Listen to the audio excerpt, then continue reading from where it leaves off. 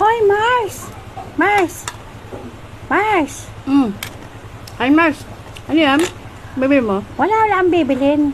Meron lang akong Kala ko i-chismis bibili sa'yo. ka. Kumano natin, grabe Tabak na yung mga utang niya kung sino-sino inuutangan. Hayaan mo na lang. Yan talaga eh. Pinagdadaanan. Hindi mo yung tao. Kasi chismis mo. Hindi kung may matulong ka, di tulungan mo. Kung di, wala. Wala naman magagawa sa kanya. Wala naman magagawa siya eh. Salamat ka. Wala ka sa lugar niya. Iba't ibang tao yung mga alam mo, walang permanente sa mundo. Kung anong pinagdadaanan niya, mali mo, walang araw. Ikaw rin ang humingi tulong sa kanya. Diba? Kaya sa i-chismis mo siya, nang i-chismis sa iba, pag-pray mo na lang na makaraos siya.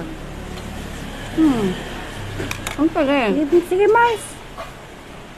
Mali mo, iba hampas sa'yo ng Diyos. Diba? O sige, Mars. Diba? Tigilan mo na yung kakachismis mo Sige sa... na nga.